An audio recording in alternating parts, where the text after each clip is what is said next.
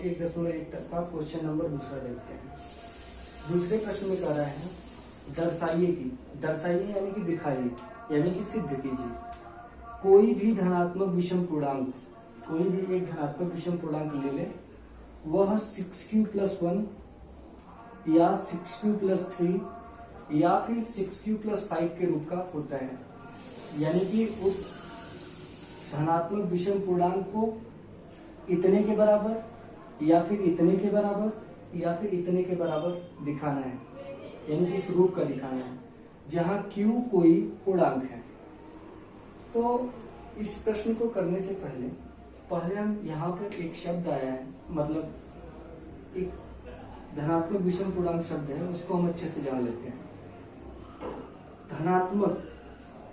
धनात्मक का अर्थ है जिसके पहले कोई चिन्ह न हो या फिर जिसके पहले प्लस हो।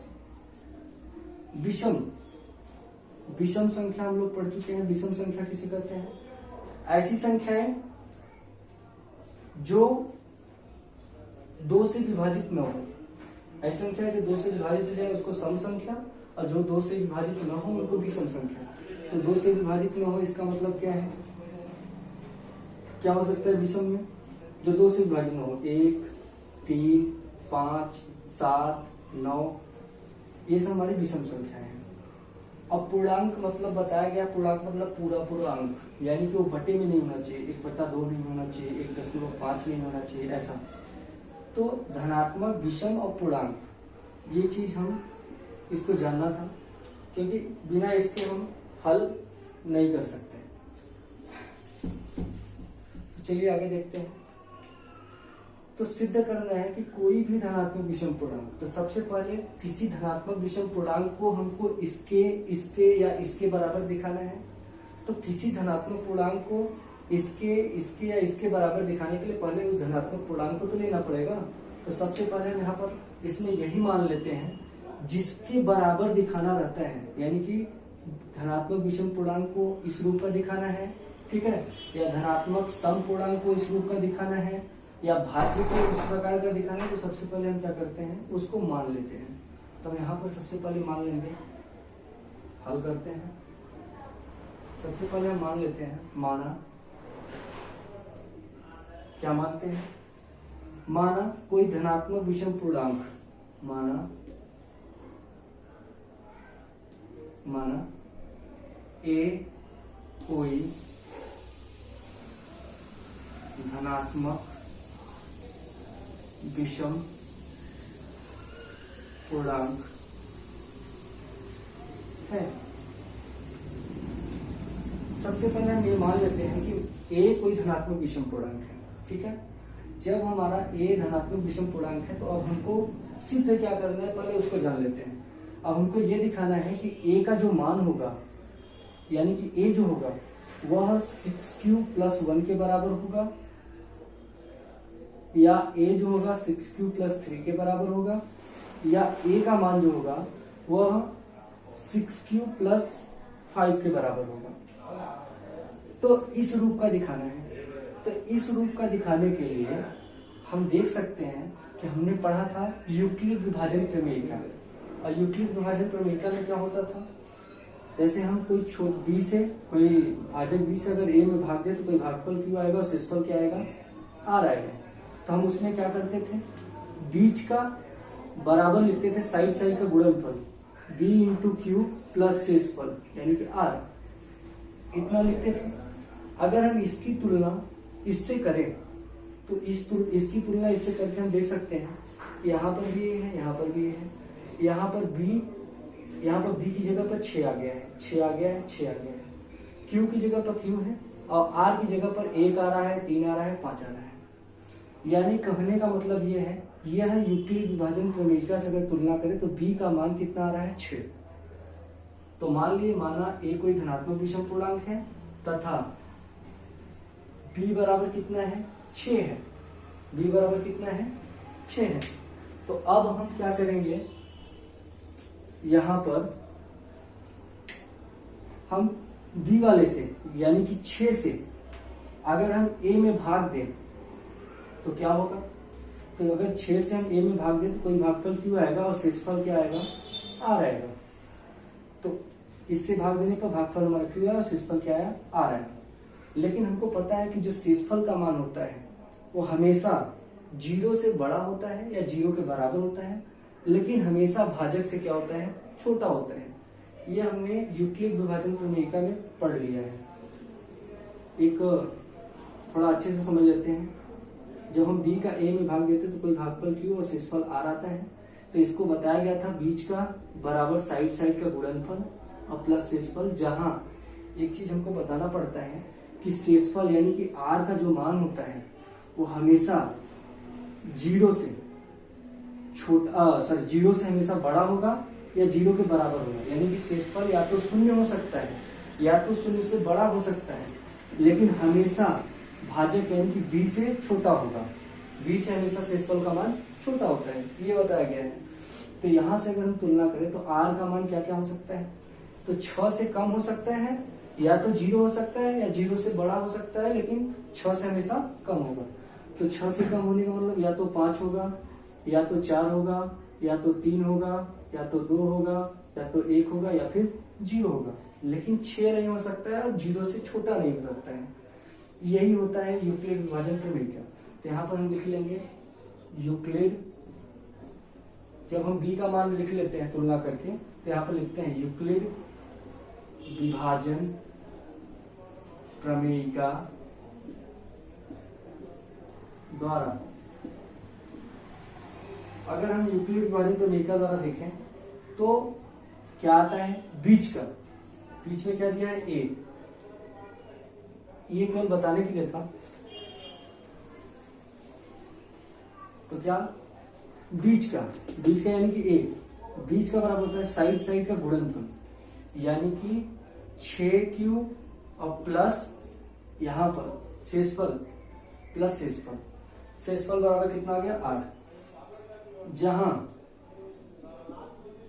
ठीक है, शेषफल हमारा r आया, जहां r का मान हमारा क्या कितना हो सकता है, r बराबर हमारा हो सकता है 0, 1, 2, 3, 4, 5।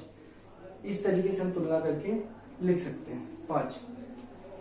तब अगर हमारा इतना निकल गया तो हम क्या करेंगे, अतः अगर हम a के संभव मान निकालें, a के संभव मान, तो a के संभव मान अगर हम निकालें तो कितना आएगा। तो यहां पर हम मान रखते चले जाएंगे। तो पहला मान देखते हैं, a बराबर 6 गुणे q, 6q और प्लस है r, और r का मान पहले हम क्या रखेंगे, 0 रखेंगे तो हमारा क्या आएगा, 6q आएगा निकल। यानी कि पहला मान हमारा 6q हो सकता है। दूसरा देखें तो दूसरा संभव मान a बराबर होगा 6q, a बराबर इतना है, a बराबर 6q प्लस r होता है। अब r की जगह पर हम कितना रखेंगे, 6q प्लस 0 रख दिए एक बार, और एक बार क्या रखेंगे, 1, तो यहाँ पर 1 आएगा, यानी कि निकल के आएगा 6q प्लस 1। तो दूसरा मान आ जाएगा 6q प्लस 1। ऐसे ही तीसरा मान देखें तो यहाँ पर 1 की जगह पर क्या आ जाएगा, 2, 6q प्लस 2। ऐसे अगर हम तीसरा मान निकालें तो तीसरा मान निकालने के लिए 2 जहां पर रखे वहां पर क्या आएगा, 3, 6q प्लस 3। ऐसे अगला आएगा 6q प्लस 4, तथा लास्ट वाला आएगा 6q प्लस 5। ये हो गया हमारा a के संभव मान। तो a के संभव मान इतने निकल के आए। अब हमारा इसमें कह क्या रहा है कि दर्शाइए कि कोई भी धनात्मक विषम पूर्णांक, यानी कि जो a का मान होना चाहिए वह हमारा 6q प्लस 1 होना चाहिए, या a का मान 6q प्लस 3 होना चाहिए, या a का मान 6q प्लस 5 होना चाहिए। लेकिन यहाँ पर a का मान 6q आया, a बराबर आया 6q प्लस 1, a बराबर 6q प्लस 2, a बराबर 6q प्लस 3, a बराबर 6q प्लस 4 और इतना।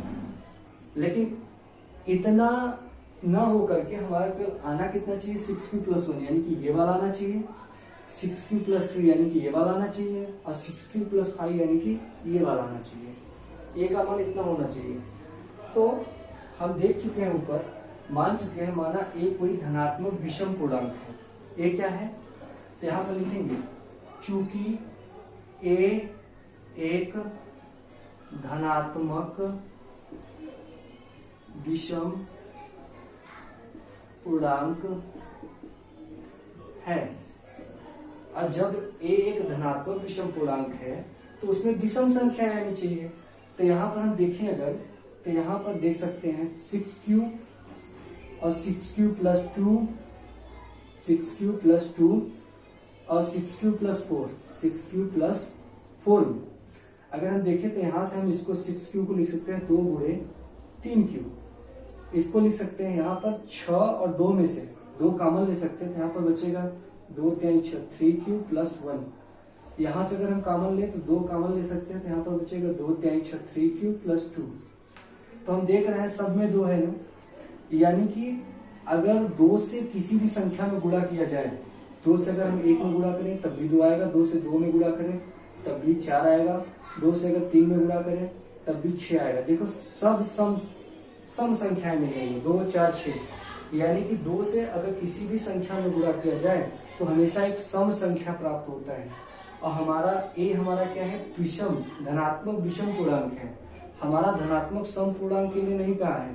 तो यानी कि इन सब में 2 आ रहा है, इसका मतलब क्या है कि ये सब धनात्मक सम पूर्णांक है। ठीक है, तो चूंकि एक धनात्मक विषम पूर्णांक है इसलिए a का मान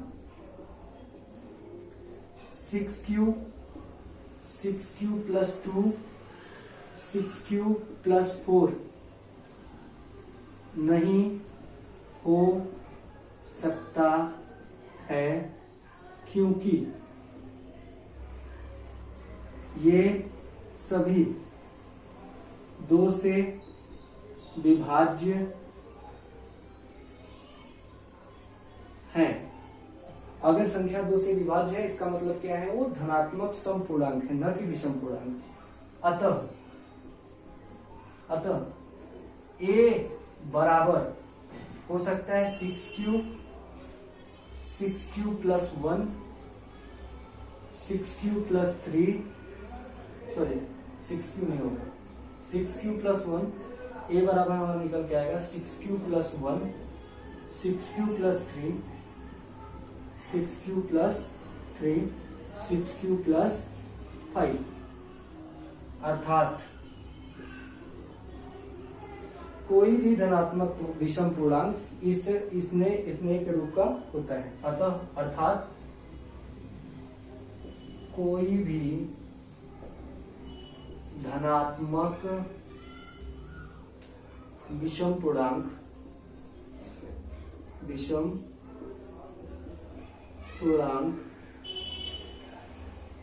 6q प्लस 1, 6q प्लस 3 या 6q प्लस 5 के रूप का होता है। ये हमारा हो गया हल।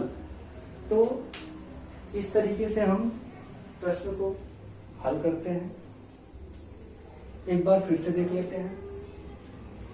इसमें दिया था दर्शाइए की, यानी कि दर्शाइए मतलब दिखाइए या सिद्ध कीजिए कि कोई भी धनात्मक विषम पूर्णांक 6q प्लस 1, 6q प्लस 3 या फिर 6q प्लस 5 के रूप का होता है, जहां q कोई पूर्णांक है। तो यानी कि कोई भी हम धनात्मक विषम पूर्णांक अपने से मानेंगे और उस धनात्मक विषम पूर्णांक को इसके और इसके बराबर हमको दिखाना है। ये प्रश्न है, ये प्रश्न का कहना है। तो सबसे पहले हम क्या किए, दिखाना है किसी संख्या के बराबर, तो सबसे पहले हमको धनात्मक विषम पूर्णांक को जब इसके रूप का दिखाना है तो उसको मानना पड़ेगा। तो सबसे पहले हम मान लेंगे प्रश्न में कि माना a कोई धनात्मक विषम पूर्णांक है तथा b बराबर 6। b का मान 6 के लिए, क्योंकि शुरू में ही आपको बताया कि इसका तुलना करते हैं, तो a बराबर इसके बराबर का करते हैं तो bq प्लस r के रूप का आता है, जहां b का मान यहाँ पर भी 6, यहाँ पर भी 6 और यहाँ पर भी 6 आ रहा है, इसलिए b का मान कितना ले लिए, 6 ले लिए। अब हम इसके आगे यूक्लिड विभाजन प्रमेयिका लगाते हैं। यूक्लिड विभाजन प्रमेयिका क्यों लगाते हैं, क्योंकि हमको a और b का मान पता है, तो भाजक और भाज्य पता है, तो भागफल और हम शेषफल ज्ञात करने के लिए पहले हम इसको लगाते हैं। तो भागफल हमारा हो गया, इसमें हमारा शेषफल आ रहा है तो हम क्या करेंगे, उससे तुलना कर लेते हैं। तो यहाँ पर हम 6 से a में भाग देते हैं, कोई भागफल क्यों आता है, शेषफल कितना आता है r।